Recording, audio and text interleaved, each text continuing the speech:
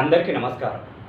నేను మీ డాక్టర్ శ్రీనివాస్ని, ఫిజియోథెరపిస్ట్ని మరియు పెయిన్ స్పెషలిస్ట్ని. మనలో చాలామందికి నడుము నొప్పి వచ్చిన తర్వాత భయపడి వెంటనే మనం ఎంఆర్ఐ తీపిస్తుంటాము. కానీ నిజానికి ఎంఆర్ఐ అవసరమా? అసలు నిజానికి ఎంఆర్ఐ తీపించని అవసరం లేదు.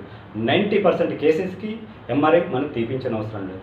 ఎందుకు అనంటే ఎంఆర్ఐ ఫర్ ఎగ్జాంపుల్ ఒక 26%కి, ఆ విధంగానే ఒక 80 ఇయర్స్ ఉన్న పర్సన్కి మనం ఇద్దరికి ఎంఆర్ఐ చేయించినట్లయితే ఇద్దరికి సేమ్ స్ట్రక్చరల్ చేంజెస్ అంటే డిస్క్ బల్జెస్ కావచ్చు, డిస్క్ హెర్నియేషన్స్ కావచ్చు, ఇద్దరికి రావడానికి ఉంటుంది. కానీ ఇందులో ఒకరికి మాత్రమే నొప్పి ఉంటుంది, ఇంకొకరికి నొప్పి ఉండట్లేదు. అలాంటప్పుడు మనం ఎంఆర్ఐ ప్రకారంగా ఇద్దరికి సమానంగా ట్రీట్మెంట్ చేయాలి. కానీ ఇందులో మనం ఒకరికి మాత్రమే ట్రీట్మెంట్ చేయవలసి వస్తుంది. ఆ విధంగానే మనకు ఎంఆర్ఐ నార్మల్ చూపెడుతుంది, పర్సన్కి మాత్రం సివియర్ పెయిన్ ఉంది.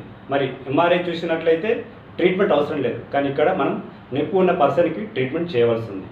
ఇక్కడ మనకు ఎంఆర్ఐ అన్నది ఫైనల్ డయాగ్నోసిస్ కాదు.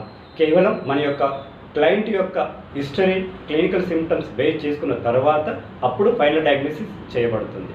ఇకపోతే మరికొంతమందికి డిస్క్ బల్జెస్, డిస్క్ హెర్నియేషన్ ఉన్నాయని ఫార్వర్డ్ బెండింగ్ చేయకూడదని ఒక అపోహ కూడా ఉంటుంది.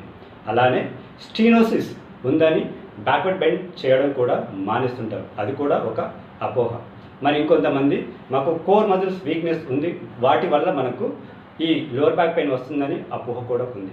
నిజానికి ఇవన్నీ మీకు అపోహలు. మీరు సరిగ్గా ఒక మంచి డాక్టర్ని కలిస్తే మీకు ఈ యొక్క క్లినికల్ సిమ్టమ్స్ మీ హిస్టరీని తీసుకొని ఫైనల్ డయాగ్నోసిస్ చేసిన తర్వాత రీహాబ్ ప్రోగ్రామ్ చేసినట్లయితే మీకు ఎటువంటి పెయిన్ అన్నది రాదు.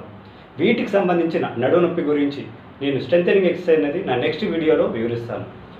నెక్స్ట్ నా రేపటి వీడియోలో ఒబెసిటీ గురించి వివరిస్తాను. అప్పటి వరకు నమస్కారం.